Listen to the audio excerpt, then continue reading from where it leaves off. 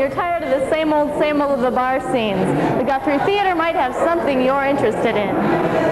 Twin City Star Party 1994. That's where we are. We're at Glam Slam. And we've been talking with music artist Tony, Joshua Caddison, and Minneapolis' own Lisa Keith. Kids looking forward to going to school in the summer? Well, they are here at Olson School in Minneapolis. You see, now Monday through Friday evening, teens will be going to summer recreation. And parents are thrilled their kids have a fun and safe place to go this summer. Yesterday we found out the Timberwolves are headed for New Orleans. That's right, Harv and Marv have decided to sell out. But today things have been heating up as we found out the mayor and the governor are outraged and may be teaming up in an effort to put a stop to the sale. You remember The Odd Couple, who doesn't? Through the years, Jack Klugman and Tony Randall have entertained us in our living room and made their way into our hearts. And now, in honor of these two incredible talents, Governor Arne Carlson is declaring May Odd Couple Month. What's all the commotion about? It's about a lot of kids getting started on a great summer. 140 of them have traveled here all the way from Ireland to spend the summer with Minnesota host families, and as you can see, they're pretty excited to be here. Thanks for calling the 9 line.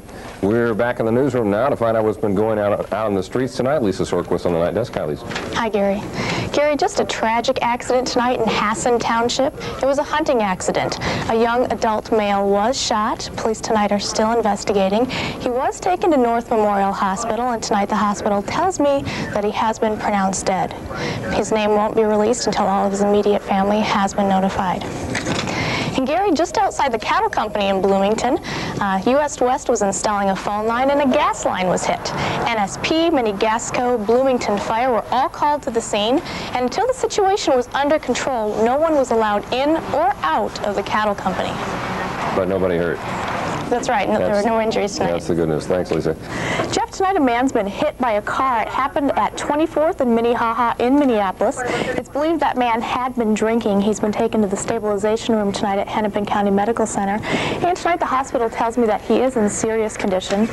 Also, Jeff, earlier tonight a suspected drunk driver hit a school bus. It happened at the intersection of Oxford and Osceola in St. Paul. One child has minor injuries. The driver of the car is under arrest, and police are still investigating that tonight, Jeff. Wow. We're back in the newsroom where Lisa Sorquist is listening to police and fire scanners for our dispatch report. What's up, Lisa? Robin, tonight there's been an accident in Ramsey. It happened in the area of 10 and Armstrong. It's unclear how many vehicles were involved or if there were any injuries, but Robin, right now ambulance is headed to the scene. Lisa Sorquist is on the night desk with our dispatch reports. Hi, Lisa. Hi, Gary. Gary, tonight St. Paul police were called to the 500 block of Lexington where a man apparently shot himself in the leg, and upon arrival to that location, police say there was another man there who became very upset when police began looking for the gun. He actually got into it with the police and struck police with a chair. That man tonight has been arrested, and the man shot in the leg has been taken to Ramsey County Medical Center. A train? That's what it sounded like. Acted like one too, twisting trees and turning homes inside out, shattering glass and lives. It still seems like a nightmare to me. Did those thundering booms of the storm shake you out of bed this morning too? By the looks of things in Bloomington, you'd think a tornado had ripped through the area. Experts are telling us, though, that it was merely strong winds that caused the damage. To give you an idea of exactly how strong these winds are, I'm standing in front of what used to be the roof of the neighbor's house across the street. These sheer straight-line winds hit before dawn, blasting homes with an 85-mile-an-hour bullet of wind. I jumped up and headed for the basement, and she was right behind me. We got to the top of the stairwell, and it just exploded. We got down to the basement, it was over. You can see out the back here. This is where Bill and Barbara Thayer live. It's like a jungle out here. This is my backyard. Inside's not much better. There's glass and tree branches and all sorts of stuff flying in here. His daughter Mackenzie's room, where shards of flying glass embedded in walls like nails. This nice little piece of glass here, missed her by probably half a foot. Close calls. Plenty a few blocks away on 80th and Penn, where a car dealership showroom is a showcase for disaster. My furniture was across Penn Avenue in the Jiffy Lube.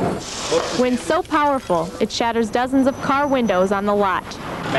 Straight line winds also hit parts of Eagan. Here it's strong enough to flip over this truck. Back in Bloomington, neighbors are wasting no time clearing debris and reclaiming their lives. Come on, kids, you stay out of the house. City inspectors are making their rounds, checking for gas leaks. They find none. Children sit on fallen trees and bent steel and look in awe at their disheveled block. Adults wonder how no one was killed. And at the Thayer home, disaster is quickly followed by a miracle. We'll have to call it windy. With photographer Steve Painovich, Lisa Sorquist, Minnesota 9 News.